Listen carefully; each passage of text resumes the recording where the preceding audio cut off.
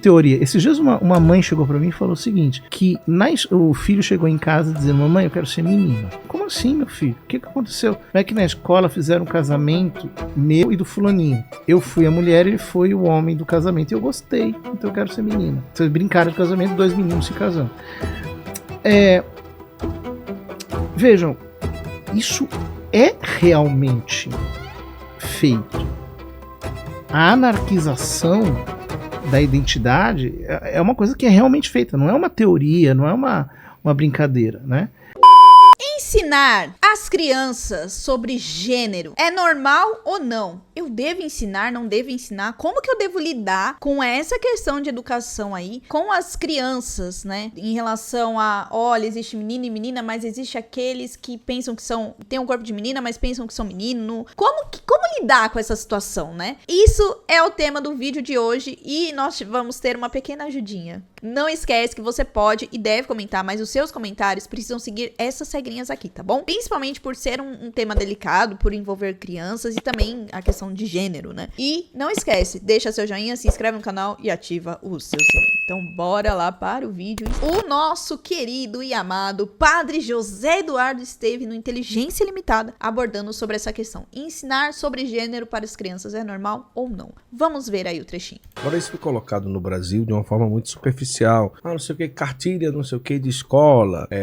Tá no material do MEC, não sei o que. E até que ponto isso realmente é realidade ou foi realidade em relação a de que forma isso está chegando diretamente ao público brasileiro e até que ponto tem uma luta para que isso não chegue até as pessoas. Um ponto importante aqui da gente acrescentar e que a gente percebe. Existe uma realidade paralela que na internet existem alguns temas que são super fortes. Aí a gente vai ver na política, é um tema super forte. Aí a gente vai pra nossa realidade. Não é um tema tão forte assim.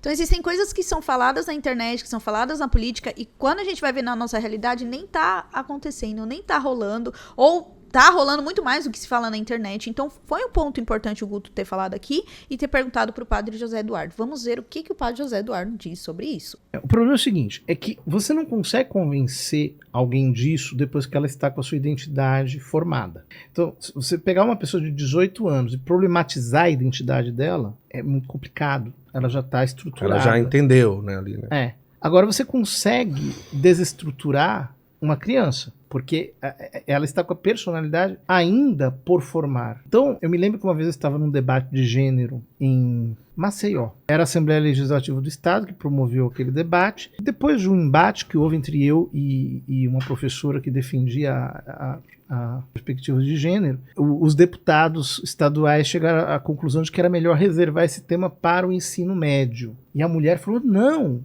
isso tem que estar no infantil. Porque é no infantil que a gente desconstrói essa ideia. Ela mesmo. Então, e é assim mesmo, né? E eu não tô falando de teoria. Esses dias uma mãe chegou pra mim e falou o seguinte, que o filho chegou em casa dizendo, mamãe, eu quero ser menina. Como assim, meu filho? O que aconteceu? Não é que na escola fizeram um casamento meu e do fulaninho. Eu fui a mulher e ele foi o homem do casamento. E eu gostei, então eu quero ser menina. Vocês brincaram de casamento, 2 meninos se casando. Vejam, isso é realmente feito. A anarquização da identidade é uma coisa que é realmente feita, não é uma teoria, não é uma brincadeira, né?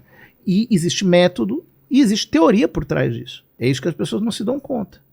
Principalmente no que... Aliás, gente, se vocês forem reparar, puxar aí na memória, já faz um tempo que tudo é a criança. Já repararam? Sempre é a criança. A criança por um período foi deixada de lado, mas agora tá vindo muito à tona. Inclusive, teve um ano que teve até na parada gay aqui de São Paulo, teve até as crianças trans. Ficou muito forte o discurso, né? Então, por quê? Porque a criança, ela tá sendo formada ainda. A criança é como se fosse um barro. E aí a gente vai apertando pra dar forma a esse barro. Então ela tá aprendendo a falar, ela tá aprendendo a ir no banheiro, ela tá aprendendo a andar. Então, óbvio, tudo que você ensinar pra ela, ela vai achar que é certo. Aquilo que é não, ela também vai aprender. Olha o perigo que o Padre José Eduardo falou. Uma professora falou, não, mas é o período em que nós desconstruímos. Cara, você quer desconstruir uma criança? É sério mesmo que você quer desconstruir uma criança? A vida inteira a gente aprendeu que a criança nós temos que construir, formar, e agora você quer desinformar ela.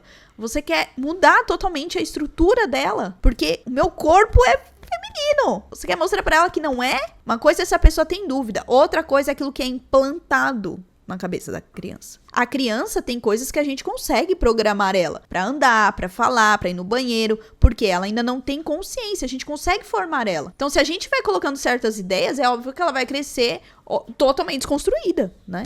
Vamos ver aqui o restinho. Agora, em que medida, qual é a proporção, não sei, né? Mas hoje, poderia afirmar que uma criança da rede pública, ela já passa por essa doutrinação, pode-se falar assim? Aqui, no caso, não é nenhuma doutrinação, né? É uma indução comportamental. Você não está doutrinando, você está fazendo fazer. E aí a pessoa, depois é que ela vai encontrar o respaldo ideológico para aquela conduta que ela foi induzida a praticar contra os seus princípios. Ah, tá. É porque é uma indução. Não é porque é uma criança ali, né? Exatamente. Eu não posso dizer que no ensino público isso necessariamente aconteça. Pode ser que haja lugares em que o ensino público não tem esse tipo de influência, mas o que eu tenho visto é que há bastante, sim. Não sei dizer em que medida, repito, se isso é muito pouco. Eu já ouvi muito, por exemplo, muitos relatos. Existe. No ensino infantil, páginas de livros, eu também já vi várias, né, páginas de livros que levam a isso daí. Não só em colégios públicos, mas também na rede privada também, já vi muito. É uma realidade já que nos toca, né, em relação à família, já no Brasil já nos toca sem esperar, e talvez chegue um tempo que seja talvez obrigatório, né, no currículo escolar, e fica aquela coisa, né? Sim, pode chegar. Queriam que fosse, né? Eu lembro. Quando teve a discussão do Plano Nacional de Educação, queriam que fosse, depois isso foi vedado em vários lugares, mas há lugares no mundo em que isso já é ensinado normalmente, assim. É que assim, gente, é difícil a gente metrificar, né? Teria que existir uma pesquisa, né, sobre essa questão para ver se está forte ou não, porque, de fato, a gente conhece pessoas que já tiveram essa experiência e outras que nem sabem do que você está falando, né? Então, é difícil a gente falar como um todo, generalizar. Por isso que eu falo que eu não gosto de generalização, tá? Porque aí na sua bolha pode acontecer uma situação e aqui na minha bolha é totalmente diferente, né? A gente tem que tomar só cuidado com essas narrativas que às vezes colocam muito na televisão, na internet, mas às vezes é só uma determinada bolha que tá sendo um exemplo pra tal narrativa. Se eu não me engano aí o padre José Eduardo tá falando da questão da escola sem partido, né? Que foi aquela época que bombou, assim, essas questões, mas eu vou dizer que aqui eu não conheço essas questões, eu conheço de uma ou outra pessoa, mas não nesse todo aí. Eu tô na mesma linha do padre José Eduardo. E os pais não têm o direito de pedir que os seus filhos não sejam doutrinados de acordo com essas perspectivas, porque entende-se que é necessário desconstruir a violência, é necessário desconstruir o preconceito, e aí o remédio para isso seria a perspectiva de gênero. Mas eu não concordo com que esse seja o remédio, porque esse é o remédio no sentido de que você expropria todo mundo da identidade, e aí pronto. Hoje tem uma movimentação do homeschooling, né? Uhum. Talvez essa grande adesão à possibilidade de homeschooling parte dessa possibilidade do filho acessar essa questão. Essa é a primeira pergunta. E na opinião do senhor, como que seria para um católico, um cristão, uma pessoa que quer conservar ali os valores e não deixar essa ideologia chegar até a sua família, a sua casa, qual seria a reação primária que pudesse ter um resultado? Tirar o filho da escola, colocar homeschooling, ensinar o filho em casa, mandar para a escola, qual que seria na opinião do senhor? Eu acho que muitos praticam homeschooling com essa finalidade de proteger o seu filho. Hoje é um movimento muito grande, né? É um movimento muito grande. Eu sou da opinião que o homeschooling é uma medida última. Tá. Se a pessoa não tem o que fazer, né, é uma medida assim última. Mas o ideal é que a criança frequente um colégio, porque ela precisa passar pelo processo de socialização. E isso é importante, que ela não fique enclausurada dentro da família, né? Aliás, gente, é um debate muito grande esse negócio de homeschooling, porque tem muitas, como diz um influencer que eu gosto, muitas camadas, né? Existe essa questão da socialização, existe a questão também de que aí os pais precisam estar preparados para passar as informações e nem todo mundo tem o mesmo grau de escolaridade, nível para passar essas informações, e existe uma outra camada, que é quando acabar o homeschooling, quando você não tá mais nessa parte, a pessoa vai conviver com outras. Como que ela vai lidar com isso? Então você programa ali seu filho, né? Pra todas as coisas certas. Mas aí você não fala dessa parte. Ou você fala exatamente disso. Mas aí vai chegar lá no mundo, fora da sua casa, e aí algo vai bater nele e vai incomodar. Como é que você vai lidar com isso, né? Então, a parte da socialização nos ensina também a lidar com as diferenças. Saber lidar com as diferenças sem que isso me modifique, sem que isso mude a minha essência. É muito bonito o homeschooling, né?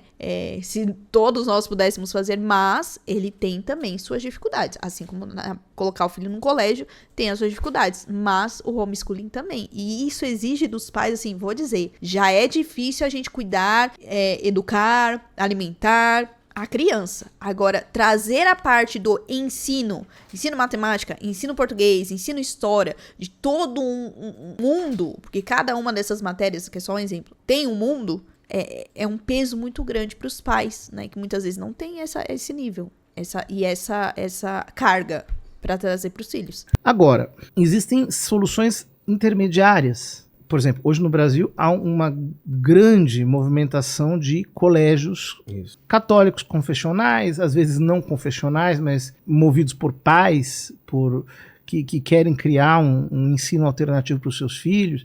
Então, esse movimento que está havendo no Brasil, que é forte e muito bom, na minha opinião, eu acho que ele tende a ser mais saudável que o homeschooling puramente dito. Até porque os pais não conseguem ensinar os filhos em todas as disciplinas. Há muito... Quer dizer, você não consegue ser uma escola. Não tem como. É duro. É difícil. Chega uma idade também que fica ainda mais difícil, né? E aí você tem vários filhos. Aí você tem que... Cada série, as diferentes disciplinas. É difícil, né? E aí, gente, olhando, vocês sabem, já falei que eu amo ver os comentários, né? Tem um comentário aqui que me tocou muito, que é um testemunho, tá? Então, se você for comentar sobre isso, comente com respeito, porque é um testemunho, tá bom? Eu fui abusada na infância e cresci com a imaginação de ser uma menina. Me tornei homossexual e durante a faculdade encontrei pessoas semelhantes e fui inserido na cultura LGBT. Muita depravação, lavagem cerebral e inversão de valores. 10 anos depois, Deus está me ajudando a me libertar e criar minha personalidade de homem. Precisamos parar com essa demonização das crianças. Homem nasce e morre homem, assim como mulher. Tempos absurdos que vivemos. Rogo a Deus que ninguém passe pelo que eu passei. Caso sinta em si mesmo sentimentos homossexuais, busque auxílio do céu e de uma entidade religiosa responsável. Também sinto atração por ambos gêneros e muitas vezes a pessoa pensa em se é errado, se fazer mal às pessoas, mas o que eu mais quero é não ser reprimido por isso. Essa comunidade LGBT tem umas atitudes repudiáveis mesmo.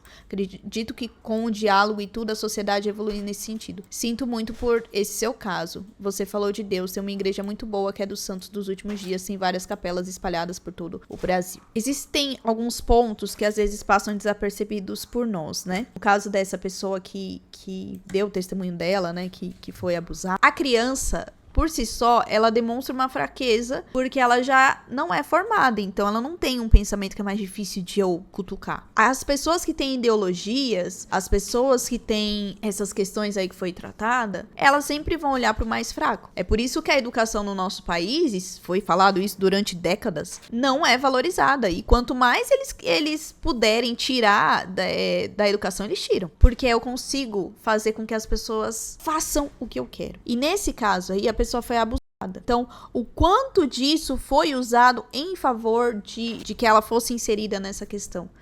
Quando a gente fala aqui, gente, da comunidade, da cultura LGBT, não é mal dos trans, não é mal dos homossexuais. É a ideologia do gênero que quer implantar, desconstruir aquilo que é seu biológico. É óbvio, você tem que entender e não ficar reprimindo essas questões, mas o não reprimir não quer dizer que você vai viver a vida doidado. Eu conheço muitas pessoas que pararam de se reprimir, mas caíram numa vida de depravação, assim, você não reconhece mais ela. Alterou o próprio corpo, alterou os próprios pensamentos, você olha e você não a reconhece mais. Não é porque ela é homossexual, não, é porque ela entrou numa cultura, numa ideologização, né? Isso é ideologia, seja política ou de gênero ou qualquer outra ideologia, ela vai te deturpar. Aquilo precisa te trazer para a sua essência. Se você está mudando a ponto de ter que mudar o corpo, a tempo de deformar o seu corpo, é um sinal vermelho aí. Eu conheço pessoas que são homossexuais, que têm atração pelo mesmo sexo, que são maravilhosas. E elas nunca precisaram mudar o corpo delas. E eu tô dizendo aqui, não é só da transição de gênero, não. Eu tô falando aqui de harmonização, de tatuagem, de piercing, de cabelo, de ficar careca, de tudo. Se você tem essa questão, primeiro ponto, se você já foi abusado, procure ajuda, tá? Abusado ou abusada também, procure ajuda. É uma ferida muito grande na alma e que sozinho você não consegue. É muito difícil você viver com essa questão sozinho. Peça ajuda pra Deus, peça ajuda de um profissional também da saúde, saúde mental, né? E essa questão e nós, católicos, devemos saber acolher, tá? Toda e qualquer tipo de pessoa. E essa questão de homeschooling. Teve até uma pessoa que falou, a ideia do homeschooling não é ensinar tudo, mas fazer com que a pessoa busque o conhecimento. Gente, se eu não vou ensinar tudo pro meu filho, vai ter coisas que ele vai ter defasagem. A ideia é, tudo aquilo que ele aprenderia na escola da disciplina, eu tenho que ensinar. Se eu não vou conseguir ensinar tudo, a pessoa já vai ter uma defasagem aí. Nós temos que tomar muito cuidado com diversas ideologias. Essa ideologia de homeschooling também tenta ser implantado para muitos. Tem pais que não conseguem vivenciar isso. Então, coloca o seu filho na escola, busca a melhor escola. Com certeza Deus vai te ajudar, porque eu sou prova disso. Deus ajuda muito. Deus providencia muito, né? Se você não tem condições, você não precisa querer ser igual aos outros. Busque viver dentro daquilo que você pode, né? E Deus vai providenciar o resto. Então, nós temos que tomar muito cuidado. E um ponto mais importante de tudo isso, também com base nesse testemunho, fica de olho na sua criança, fica de olho no seu filho. A gente tá com muita mania agora de, não, principalmente os pequenos, né? Não, ele já sabe fazer, já sabe falar, já sabe comer. Não, deixa ele comer sozinho, deixa ele andar sozinho. Não faça isso. Primeiro que ele pode se machucar, ou pior, pode acontecer abuso. Pais que são muito protetores já tiveram filhos abusados e muitos deles nem sabem.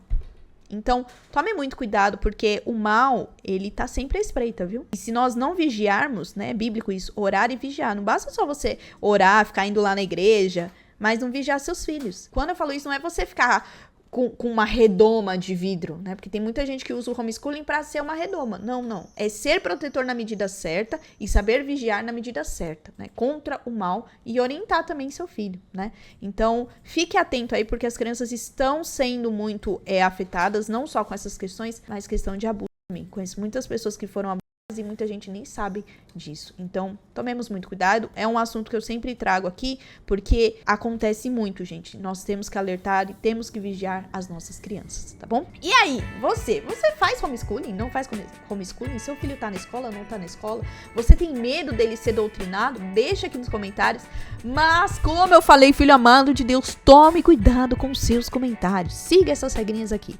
E não esquece também de deixar o meu joinha nesse vídeo, se inscrever no canal e ativar o seu sininho. Então é isso. Até o próximo vídeo. Tchau!